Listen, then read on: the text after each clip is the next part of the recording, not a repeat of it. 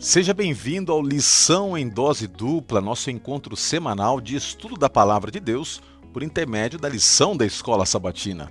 Que bom que temos a sua presença conosco, você que tem assistido sempre aqui os nossos encontros, você que está chegando pela primeira vez, e que legal, todas as semanas acompanhando os comentários e também analisando a divulgação e também a repercussão do Lição em Dose Dupla. A gente percebe que cada vez mais pessoas têm participado dessa grande família, uma família que tem por objetivo crescer cada vez mais no conhecimento da Palavra de Deus, também nas oportunidades que os professores da Escola Sabatina têm de pegar novas nuances, ideias, de compartilhamento de informações, para que através da Escola Sabatina você se torne cada vez mais próximo de Cristo Jesus, sua igreja se torne uma igreja cada vez mais forte. Então venha conosco para mais um estudo especial, e hoje no Lição em Dose Dupla, eu tenho a alegria de dizer que vai ser em dose dupla em todos os sentidos, porque algum tempo atrás meu amigo pastor Wanderson Assunção conduzia o Lição em Dose Dupla, e ele sempre se sentiu orgulhoso de dizer que a lição era em dose dupla, porque tinha ele, o pastor Wanderson Assunção,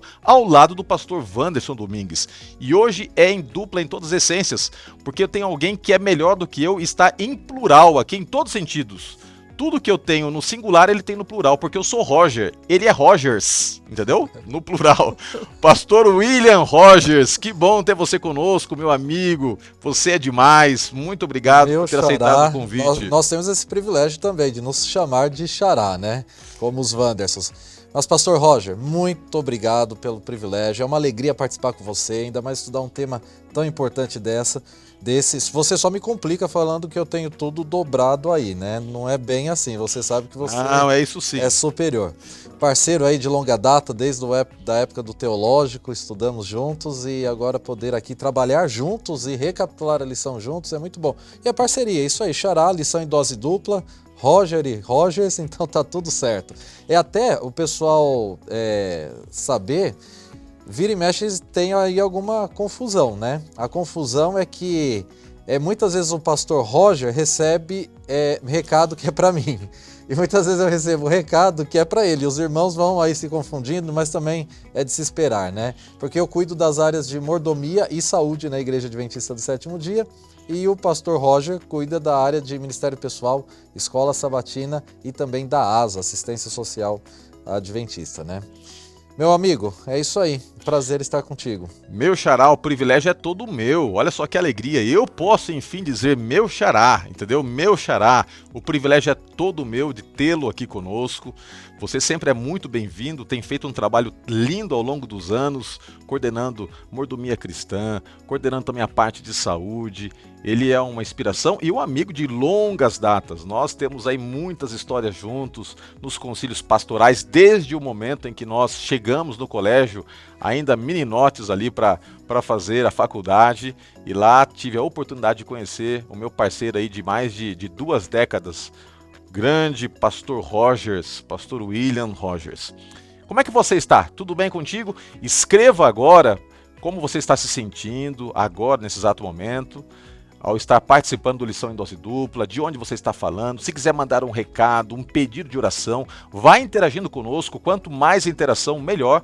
E aproveite também para compartilhar a transmissão. Isso mesmo, compartilhe a transmissão, envie para quantas pessoas você puder. Eu tenho certeza que isso nos ajuda bastante aqui a termos motivação e saber que o trabalho aqui gera frutos para a honra e para a glória de Deus. Lembrando também que você tem a opção e a oportunidade também, se assim desejar, de ter acesso ao resumo das principais ideias contidas nessa discussão, que são extraídas da lição da Escola Sabatina, obviamente que tem como foco estudar a Palavra de Deus. Tudo pronto? Vamos começar o nosso estudo. Eu quero pedir para que meu xará faça a oração, nos colocando na presença de Deus antes de abrirmos a sua palavra. Então vamos orar. Senhor nosso Deus, muito obrigado pelo teu amor, pelo teu carinho e pela oportunidade que temos em estudar a tua palavra através da lição da Escola Sabatina. Venha abençoar a todos aqueles que nos acompanham, venha agora falar através de nós e que a tua mensagem possa ser gravada em nosso coração. Isto lhe pedimos em nome de Cristo. Amém, ó Deus. Amém. O título da lição é um título muito interessante e sugestivo, Vendo a Face do Ourives. Você sabe que o ourives é aquele que trabalha com ouro, e o ouro não é naturalmente esta pedra bonita que nós temos, né, na aliança e que você pode presenciar em outras joias e vasos decorativos. Outro dia eu estava vendo que tem ouro, tem gente que coloca ouro como azulejo do banheiro. Dá para acreditar? Como tem gente rica? Estava assistindo uma reportagem, eu fiquei impressionado. Uma pessoa que no seu banheiro usou vários elementos ali, todos de ouro, 18 quilates, maciço, né?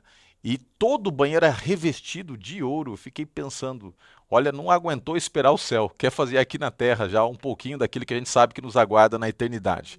Agora, o ouro para se transformar neste metal reluzente, que impacta, que realmente é bonito, ele não vem assim facilmente. O ourives precisa pegar a pedra no estado bruto e colocando-a no crisol, sob alta temperatura, acontece a purificação.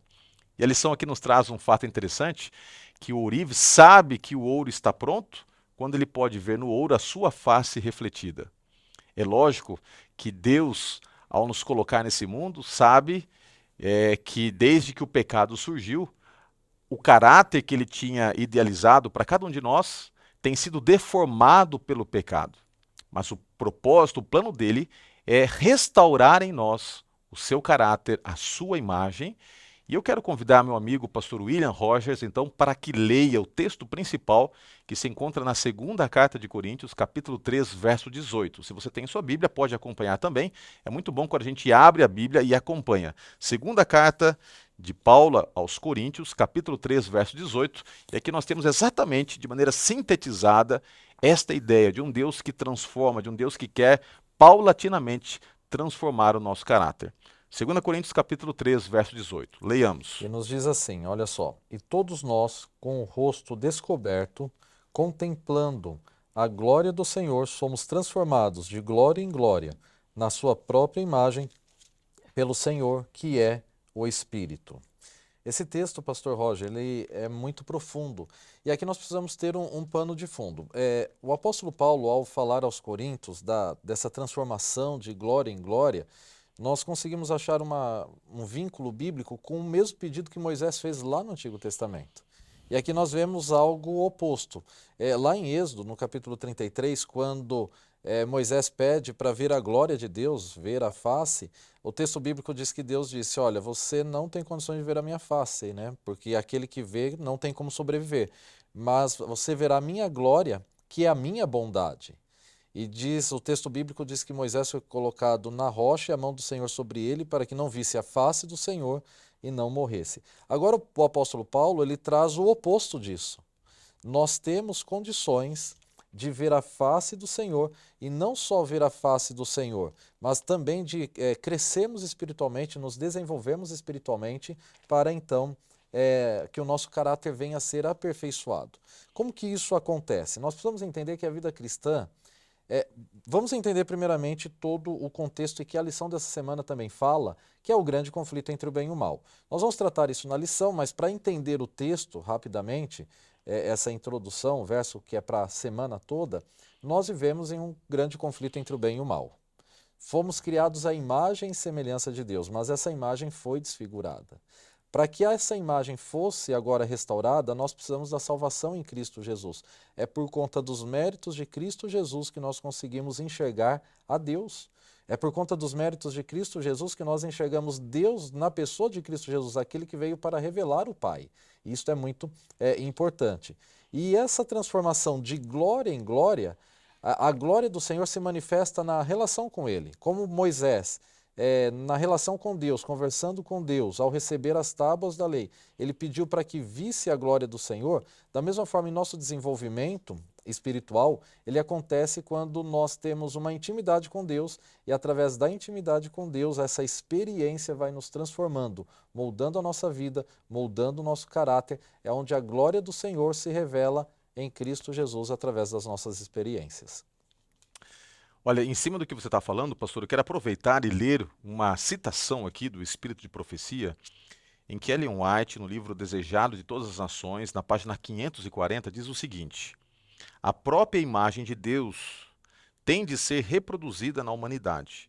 A honra de Deus, a honra de Cristo, acha-se envolvida no aperfeiçoamento do caráter do seu povo.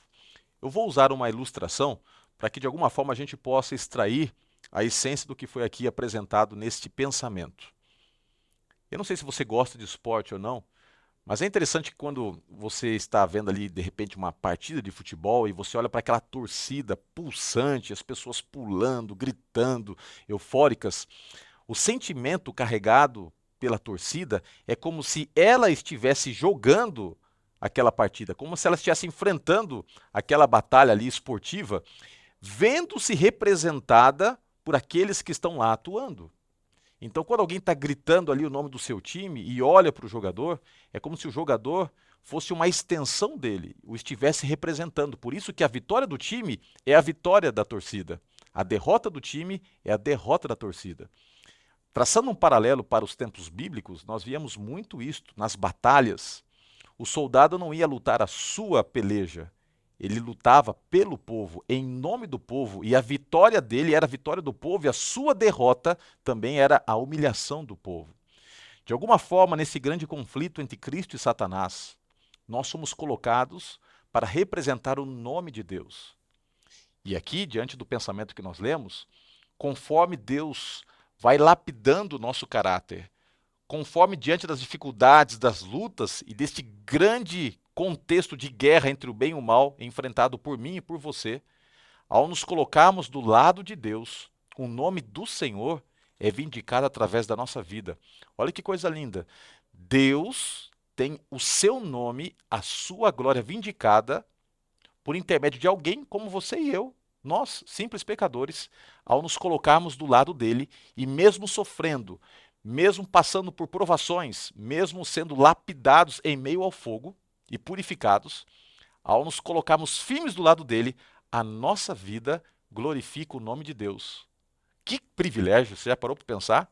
Entender que a sua vida, de alguma forma, se transforma num motivo de honrar o nome de Deus. Deus se sente representado por você. Eu acho que isso é impactante, né? Eu estava ponderando sobre isso, pastor William, e eu fiquei aqui pensando, que coisa impressionante.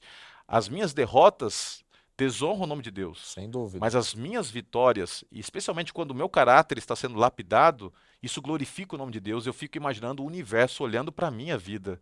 E o apóstolo Paulo ele faz esse apelo quando ele diz o seguinte: sede meus imitadores, como eu também sou de Cristo. Então, é exatamente o caráter transformado é esse processo de restauração. Nós estamos no processo de restauração da imagem e semelhança de Deus, desfigurado pelo pecado, como você já falou. E Cristo Jesus venceu. E pegando seu paralelo, pastor Roger, a vitória de Cristo é a nossa vitória, e é isso que nós precisamos entender.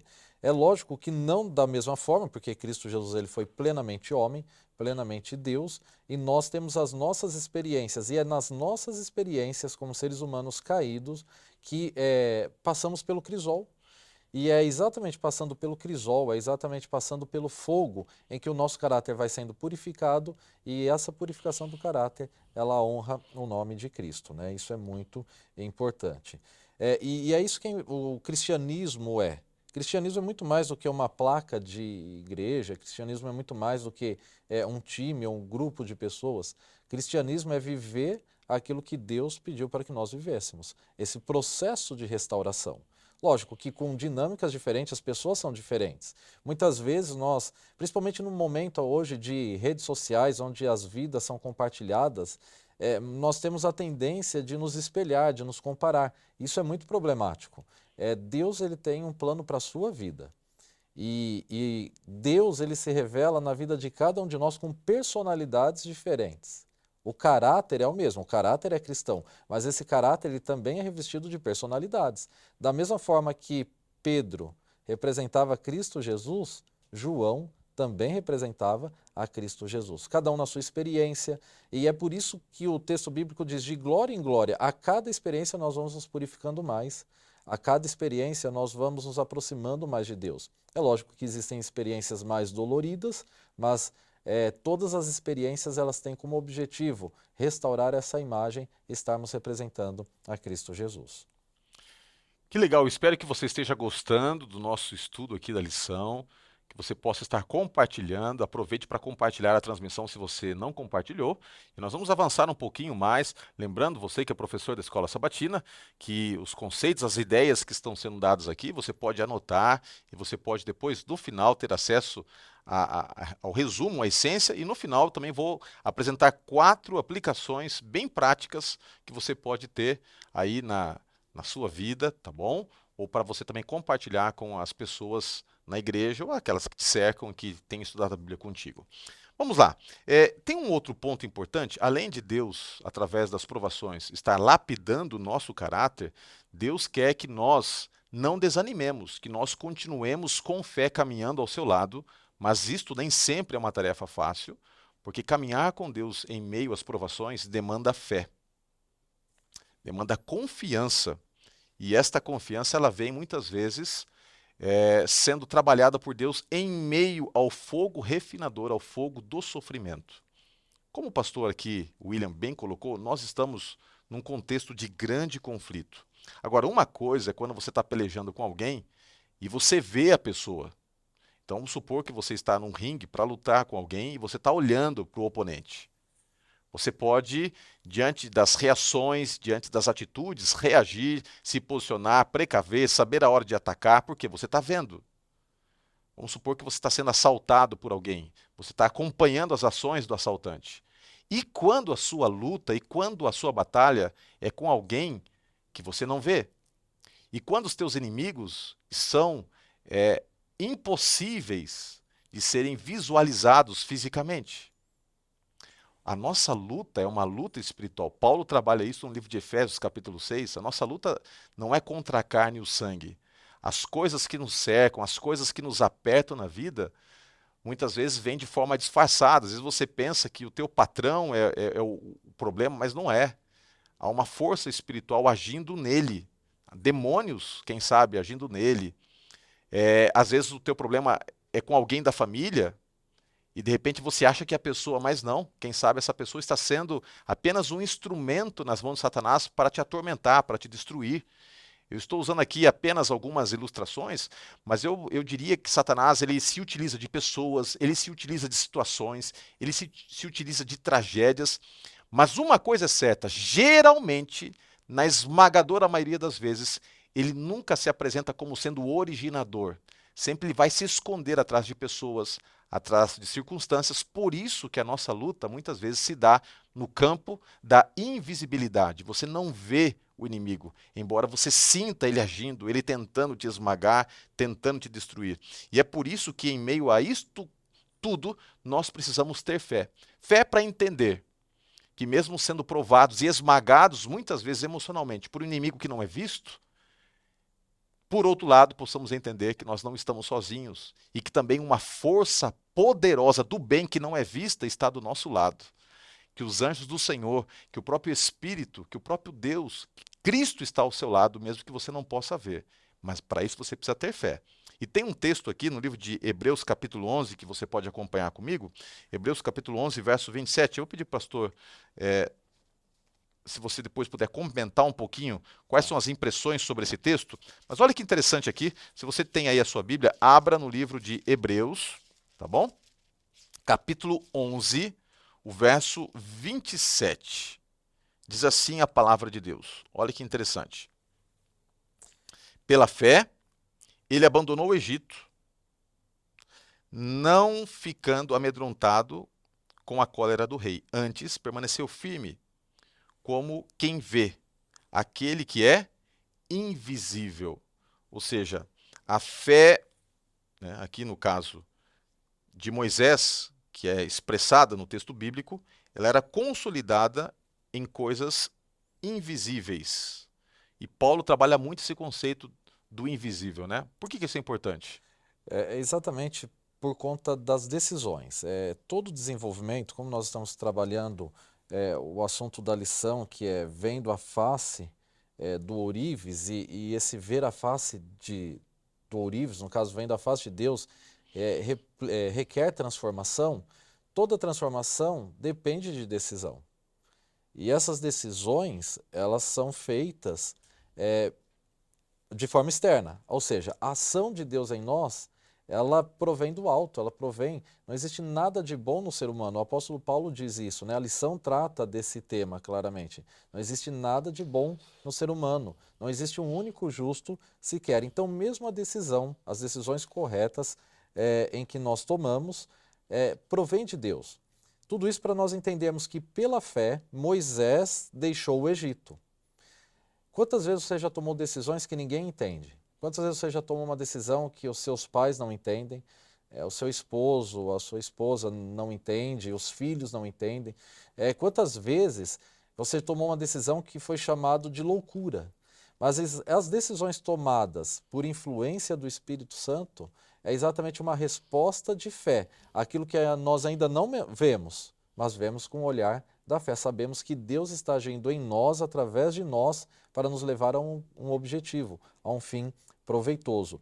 E é nessa batalha que nós vivemos, nós temos uma jornada, desafios, lutas diárias. E é por isso que pela fé nós tomamos a decisão de fazer aquilo que é correto.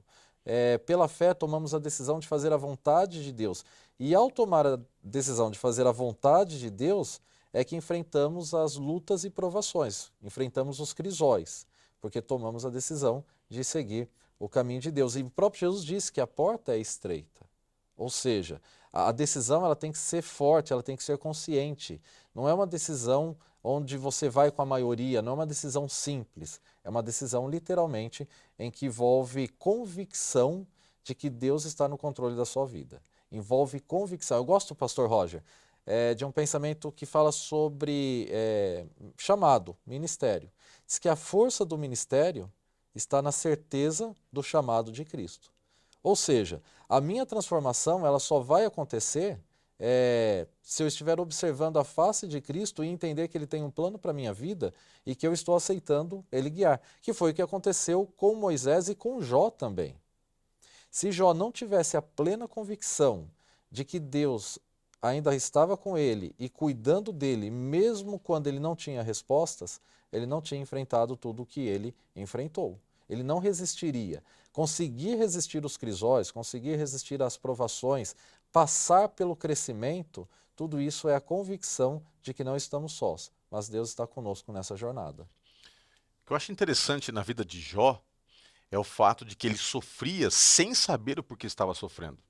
Quando você acompanha o capítulo 1 de Jó e o capítulo 2, eu até faço aqui questão de ler o texto bíblico para que você entenda o porquê que eu estou mencionando isso.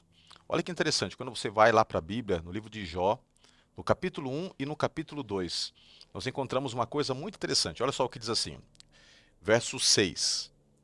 Num dia em que os filhos de Deus vieram apresentar-se perante o Senhor, veio também Satanás entre eles. Verso 7. Então perguntou o Senhor a Satanás, de onde vens? Satanás respondeu ao Senhor e disse, de rodear a terra e passear por ela. Perguntou-lhe ainda o Senhor a Satanás, observaste o meu servo Jó? Esta cena se repete pelo menos 2 vezes, no capítulo 1 e no capítulo 2. Em algum momento do passado, depois de ter sido expulso e estar na terra, Satanás se atreve, sai da terra e vai num contexto de uma reunião celestial em que Deus ali está reunido com os seus filhos, outros seres criados, não caídos, e Satanás aparece como um intruso. E quando ele é ali identificado, ele é interpelado por Deus. É como se Deus estivesse dizendo, em outras palavras, parafraseando o texto, assim, Satanás, por que você está aqui? Aqui não é o seu lugar. Aqui é o lugar dos meus filhos, dos representantes dos mundos criados. Por que você está fazendo aqui? E Satanás, de maneira orgulhosa e sarcástica, diz assim, eu venho da terra. Lá eu passeio por todo aquele território, lá é minha casa. Tudo que está lá é meu. Eu sou o representante da terra e eu deveria ter sido convocado para essa reunião. E Deus então disse a Satanás, você não deveria estar aqui, porque a terra é minha. E na terra eu tenho representantes, tenho filhos como Jó. E aí começa a narrativa do livro, porque Satanás olha para Deus assim, é claro que ele te serve. Você cuida dele, você dá para ele dinheiro, você deu para ele uma família bonita, ele tem tudo que é conveniente para te servir. E Deus diz, não, você não está entendendo, Satanás. Jó me serve porque me ama. Você pode tirar tudo dele e ele vai continuar do meu lado. Ah, é? Eu imagino Satanás olhando para Deus, então deixa eu tirar tudo. Então Deus fala assim, sim, só não toca na vida dele. E aí, a partir deste momento, Jó começa a sofrer sem entender que a vida dele está vindicando um nome de Deus, a glória de Deus e, acima de tudo, a autoridade que Deus tem sobre esse planeta. Jó não sabia de nada disso e Jó termina o livro sem saber. Muito provavelmente, ele nunca soube o porquê sofreu como sofreu, mas ele permaneceu firme. E é isto que me impressiona, o fato de que ele, mesmo não entendendo, mesmo não compreendendo o que estava acontecendo, ele mantinha-se fiel a Deus. É lógico que às vezes as pessoas romanceiam demais. Houve momentos em que Jó chorou, houve momentos em que Jó gritou desesperadamente com Deus, ele tentou encontrar as respostas, e mesmo diante do silêncio, mesmo na ausência de respostas, ele continuou fiel a Deus. Me lembra, o pastor William deve se lembrar disso, o Xará talvez se lembra disso, mas no nosso primeiro ano ali, fazendo a faculdade de teologia, nós tivemos muitas mortes no colégio. E eu me lembro de uma situação interessante. Eu cheguei ali, gostava de jogar bola, de interagir, brincar, e conheci um grande amigo lá no colégio. E eu não lembro exatamente se foi em 98, se foi em 99, que a gente teve algumas perdas significativas. Mas eu vou mencionar aqui uma perda específica. Um dos amigos que jogava bola comigo, ele por fim iria se casar. Ele já estava mais tempo no teológico, estava mais para frente, né, adiantado no curso.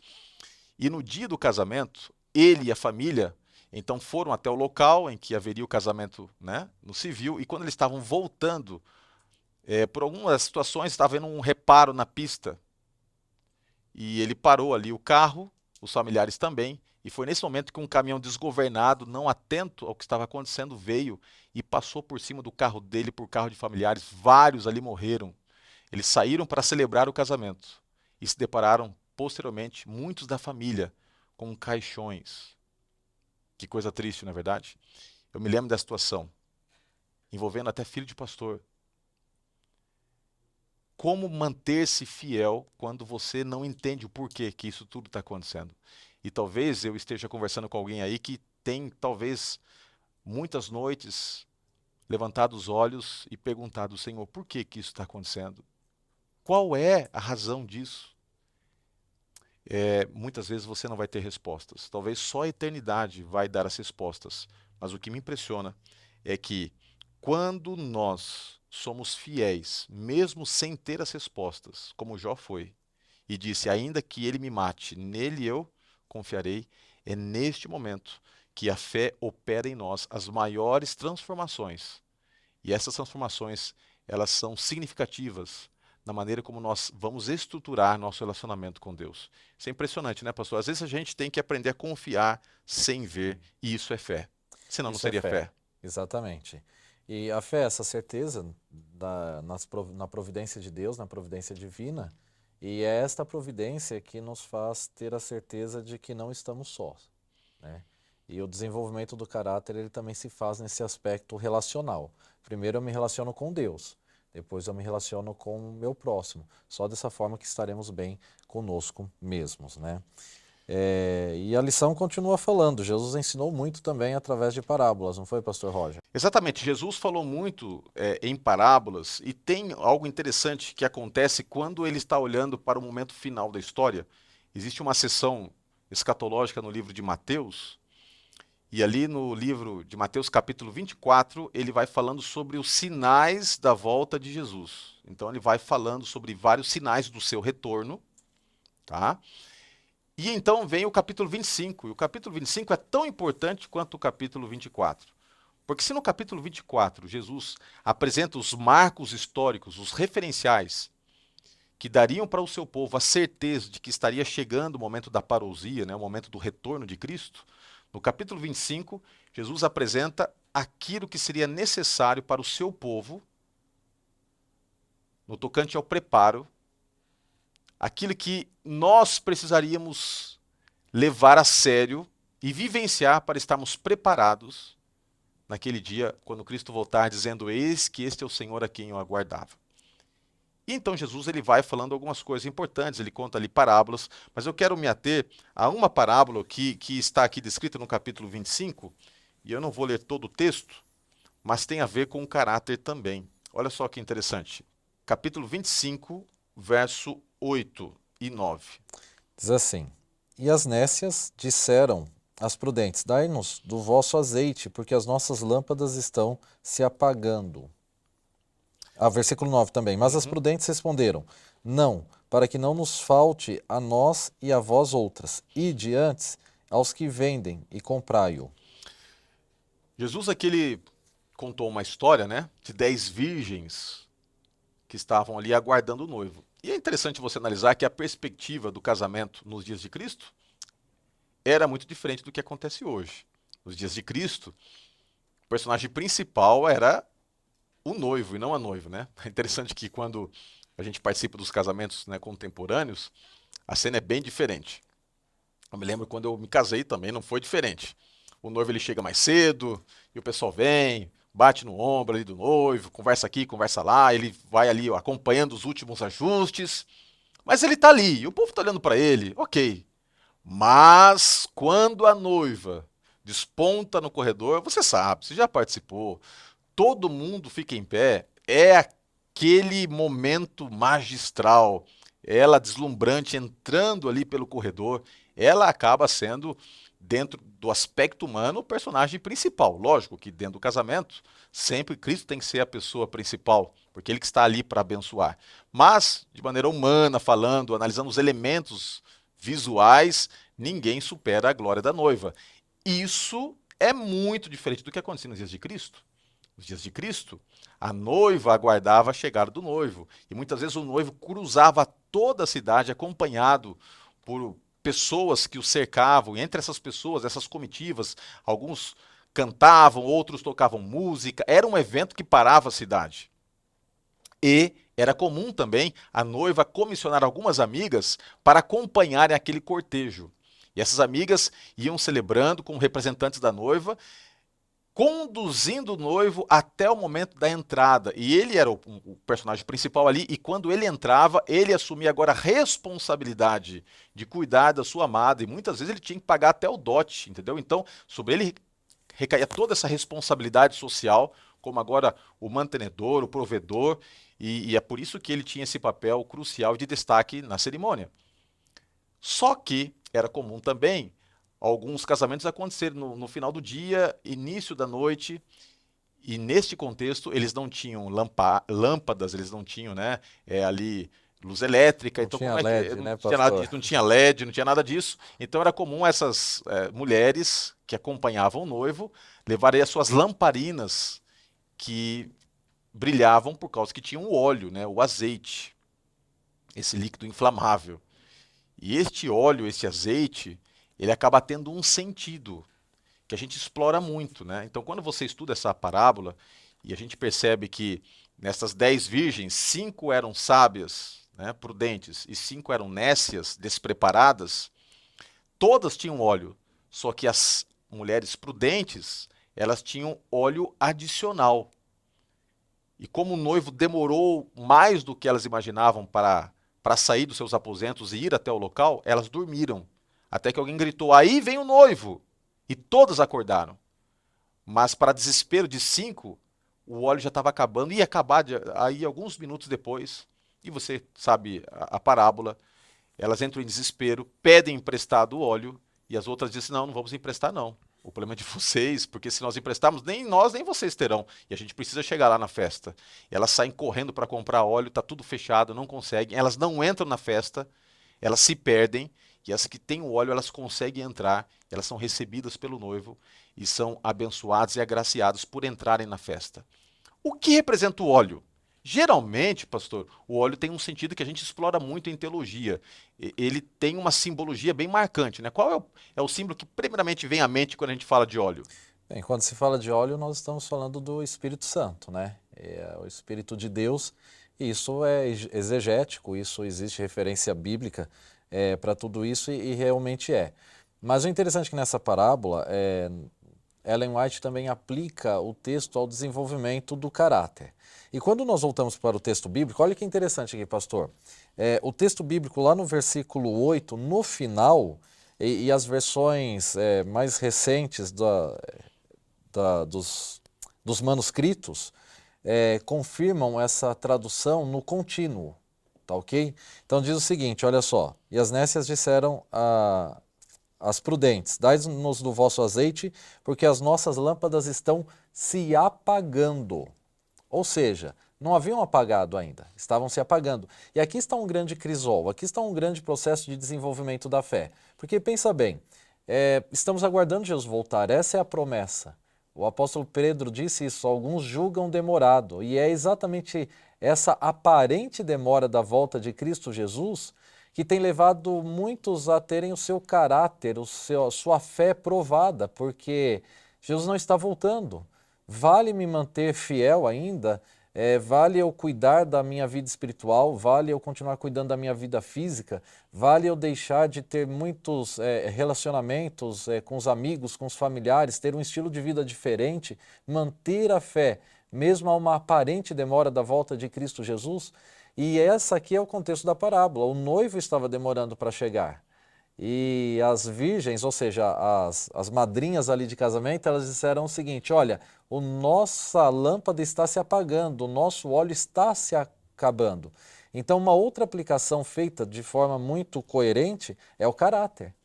Muitos por conta da demora, o caráter ele muda. Eu gostei uma vez de uma definição de caráter que eu ouvi, não sei a fonte, foi um professor meu do ensino médio que ele disse o seguinte, que ele gostava da definição de caráter que dizia assim, caráter é aquilo que você faz quando as luzes se apagam, quando ninguém está vendo, quando você acha que está sozinho. E é uma definição interessante. E o noivo estava demorando para chegar e ali então no contínuo foi se apagando, ou seja, o nosso caráter muitas vezes é provado e a gente acaba cedendo à tentação exatamente pela aparente demora de Cristo Jesus, que não é demora. Nós sabemos que em breve Cristo Jesus irá voltar e o nosso preparo para o encontro com o nosso Senhor é o nosso caráter estar centrado refletindo o caráter de Cristo, que é o amor a Deus, o amor ao próximo, o amor a nós mesmos, refletindo aí os 10 mandamentos da lei de Deus. Agora, para nós já caminharmos para o final do nosso estudo aqui, eu queria destacar um pouquinho um outro elemento bíblico que nos ajuda a entender o porquê das provações. Haverá um grupo que é chamado de os sábios, aqueles que terão maturidade para enfrentar o maior tempo de provação que já veio sobre este mundo. Quem são estes que diante das provações, dos problemas, estarão preparados para enfrentar a maior crise? Escuta o que eu estou dizendo. Ao longo da história, nós já tivemos muitos momentos de crise. Se você voltar um pouquinho na história, você vai lembrar aí, pelo menos, de relatos que ficam registrados da Segunda Guerra Mundial, da Primeira Guerra Mundial. Houve momentos terríveis, como na Idade Média, a Peste Negra. Nos dias de Cristo também, havia um cenário caótico que permeava a terra, tanto é que Jesus veio na plenitude dos tempos, no momento de mais escuridão sobre a terra. Até então, Cristo se manifestou de acordo com a revelação profética, né? O Espírito de Profecia, Ellen White traz isso, na plenitude dos tempos. Se você vai voltando no tempo, sempre houve momentos terríveis na história. Os próprios dias que antecederam o dilúvio. Agora, nada se compara ao cenário mundial que antecede a volta de Cristo. Momentos antes de Cristo voltar, o mundo vai estar virado de ponta cabeça. As coisas estarão terríveis no âmbito social, moral, no aspecto climático. Os sinais crescentes e pulsantes vão fazer com que nós nos deparemos com uma cena que é descrita em Daniel capítulo 12. Se você tem a sua Bíblia, como eu tenho sempre dito, a lição é só um instrumento para nós estudarmos a palavra de Deus. E fechando este livro maravilhoso, que é o livro de Daniel, no capítulo 12, verso 1, diz assim, nesse tempo, que tempo é esse? O tempo, literalmente, que antecede a volta de Cristo. Os dias antes ali da volta de Jesus, nesse tempo, se levantará Miguel, o grande príncipe, o defensor do seu povo. Ou seja, nesse tempo final, se levantará Miguel. Para quê? Para botar um ponto final nesse tempo de dor, de morte, de angústia que nós vivemos. E haverá um tempo, olha só, o tempo aqui sendo corriqueiramente mencionado, haverá um tempo de de angústia. Novamente aqui a ênfase está no tempo de angústia, qual nunca houve, desde que houve nação até aquele tempo.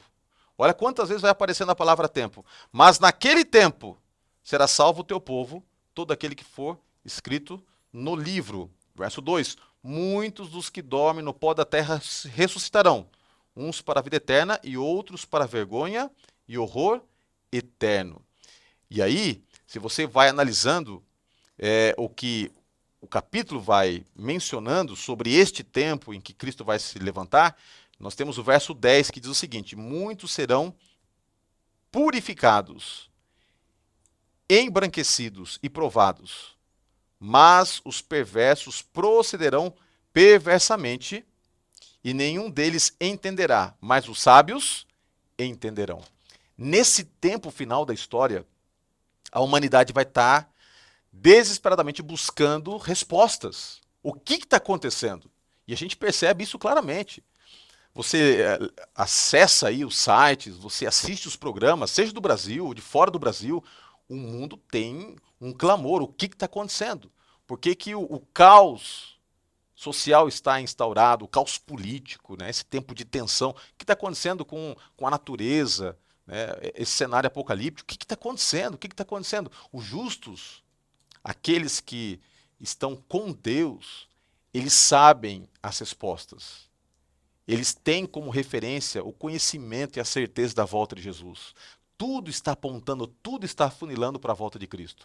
Mas eles não apenas sabem, eles estão sendo preparados, embranquecidos, como diz o texto, purificados. Como? Através das provações. E aqui vem um elemento interessante.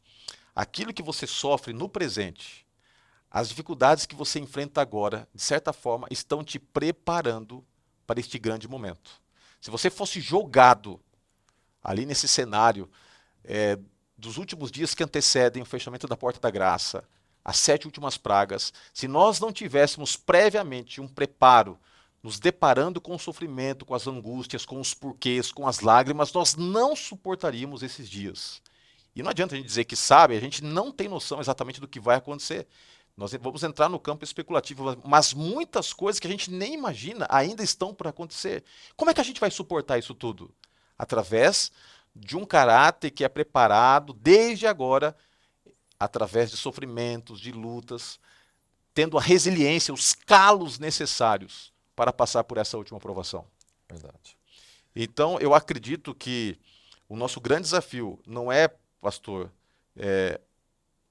passarmos a nossa vida cristã murmurando, reclamando, mas entendendo que isso faz parte do preparo. Faz parte do processo, como diriam, né, muitos que nós ouvimos aí. E o desenvolvimento espiritual é exatamente isso. O desenvolvimento espiritual ele está relacionado com intimidade com Deus, com comunhão. Sem comunhão é impossível conhecer a Deus. Sem comunhão é impossível entender os planos de Deus. E é quando nós entendemos os planos de Deus que nós nos tornamos sábios. A palavra de Deus, Provérbios diz claramente, o temor do Senhor é o princípio de toda sabedoria. Você quer se tornar sábio? Realmente vivemos tempos angustiosos e um tempo de maior angústia ainda virá. Passar por esse momento de angústia só será possível se a nossa fé estiver bem alicerçada em Cristo Jesus, que é o grande revelador de Deus. Deus é amor. Quando Moisés, lembrando novamente, né, Êxodo 33, quando Moisés pediu para ver a glória de Deus, Deus disse, você não verá a minha glória, você verá a minha bondade. Você quer entender a glória de Deus? É viver a bondade de Deus, mesmo em meio às tragédias de um mundo de um grande conflito, mesmo quando nós passamos por momentos de tragédias e tristezas. Salomão disse que é melhor estar na casa do luto do que na casa onde há festa. Por quê? Porque quando nós estamos num momento de alegria, a nossa formatação, a nossa estrutura mental, ela, por conta do prazer, ela desliga muitos elementos de reflexão. Mas é impossível refletir em Deus se nós não estivermos centrados de que mesmo em meio às lutas, mesmo em meio às dificuldades, nós temos um Deus que está nos guiando. Como já vimos na primeira lição desse trimestre, nós temos um pastor que nos guia e que ainda que andemos pelo vale da sombra da morte, que não faz parte do plano desse pastor, mas faz parte de um mundo de pecado, ainda assim nós não estamos sozinhos. E a sabedoria é entender exatamente isso. Sabedoria é entender de que em meio às grandes lutas, nós temos um grande vencedor que é Cristo Jesus e já venceu na cruz do Calvário. E é a vitória de Cristo que nos torna vencedor também. E é esta vitória que nós vivemos até o dia do retorno dele. É isso aí, obrigado, pastor William. Nós chegamos agora no último momento, a última parte desse estudo, e eu quero compartilhar com você agora algo muito importante. Nós entendemos que através de um processo que envolve dor e sofrimento, Deus vai lapidando o nosso caráter reflete a Cristo e nos prepara para a volta dele. Isso tudo nós vimos através do estudo. Mas daí pensamos assim, ok, mas enquanto ele não vem, enquanto esse dia não chega, tá tudo certo porque nós estamos na igreja todo mundo se ama, na igreja não tem problemas, na igreja ninguém fala mal um do outro, na igreja nós podemos sempre ser acolhidos, todas as nossas necessidades são supridas. Hashtag só que não, né? Porque na igreja, vivendo em comunidade, a gente se depara muitas vezes com o melhor do homem e o pior do homem também. Ora, a igreja é o corpo de Cristo, ele é o cabeça, nós somos o corpo. Mas a igreja é composta por seres humanos falhos, como eu e você. E quem não, né, cometeu algum dia algo terrível contra o outro? Quem não? E é por isso que alguns, olhando para a igreja, pensam assim: eu não quero ficar aguardando Jesus no meio deste bando de hipócritas que estão aí todos os sábados vestidos de maneira diferente, ou ao longo da semana participando dos cultos, dos eventos. Eu sei os podres da igreja e assim por diante. É verdade, você sempre que olhar para uma rosa, você pode enfatizar os espinhos ou pode enfatizar as pétalas. Infelizmente, tem muita coisa errada e ruim acontecendo entre os membros, entre os líderes, entre os pastores. Só que aí está a beleza da graça de Deus. Ele não chamou perfeitos. Ele chamou doentes que estão dispostos a serem curados coletivamente. E Paulo vai colocar em prática isto de maneira mais sistemática através da sua vida e apresentar no livro de Efésios a ideia que ele tinha sobre comunidade, sobre igreja. No capítulo 4 de Efésios, Paulo ele vai trabalhar esta ideia de que a igreja é o corpo de Cristo e que na igreja, em comunidade, na coletividade, que nós podemos ter a plena maturidade cristã, em que nós saímos do campo das convicções pessoais para as práticas. Uma coisa é eu trancadinho em casa, só eu e Deus ali, falar de amor e dizer que amo. Outra coisa é manifestar coletivamente o amor, especialmente dar amor para aquele que me persegue, para aquele ancião que fala mal de mim, para aquela irmã que não caminha do meu lado e que vira e mexe, está me difamando. Ou seja, quando nós estamos na coletividade, é que a gente sai do campo da teoria e entra no campo da prática. É por isso que a coletividade manifestada através da comunidade é que nos possibilita a ter uma transformação de caráter ainda mais impactante. Porque daí essa manifestação, esta manifestação possibilita que seja visualizado pelos outros a imagem de Deus manifestada na minha vida. É verdade. E é esse pensamento que é lindo, né, meu xará? Porque nós realmente não somos uma ilha, fomos criados por Deus para o relacionamento. Por quê? Quando se fala de amor, se fala de interação, e Deus é amor.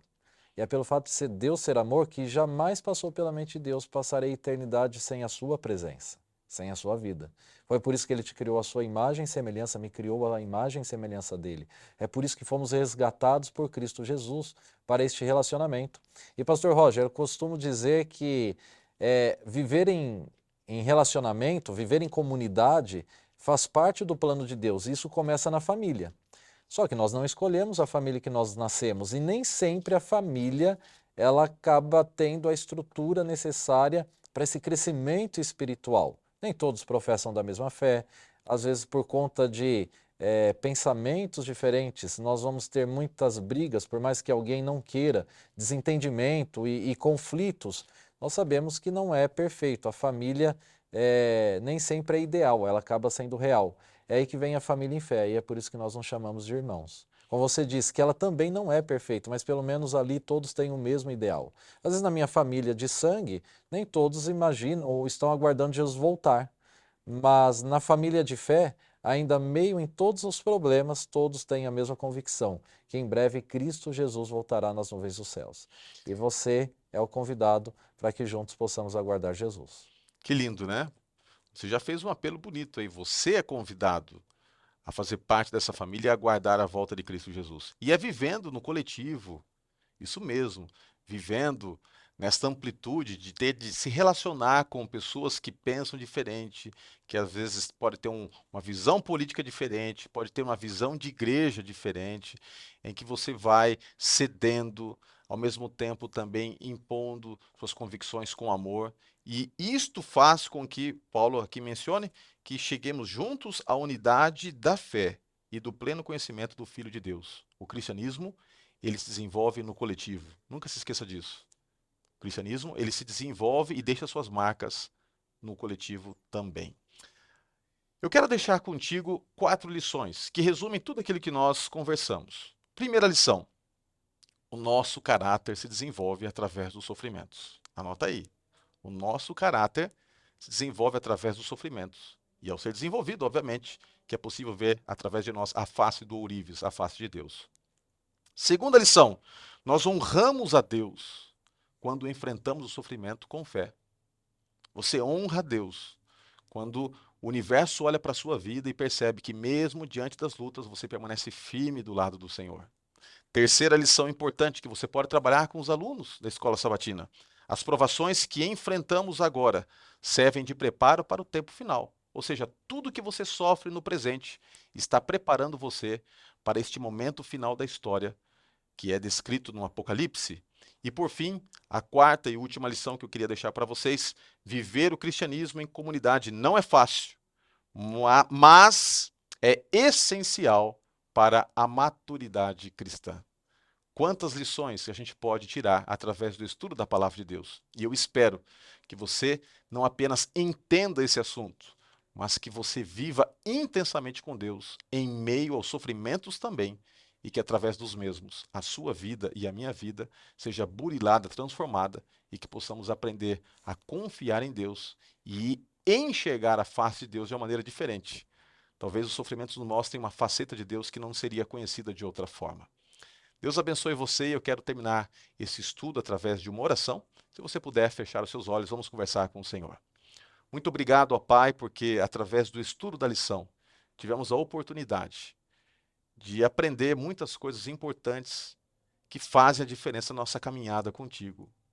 Eu sei que muitos diretores da Escola Sabatina estão participando, alunos, professores, e que através deste estudo, ó Pai, a gente possa mais do que apenas ter conhecimento teórico, possamos ter o Teu Espírito nos impulsionando, fazendo com que haja reflexão no nosso coração, para que coloquemos em prática.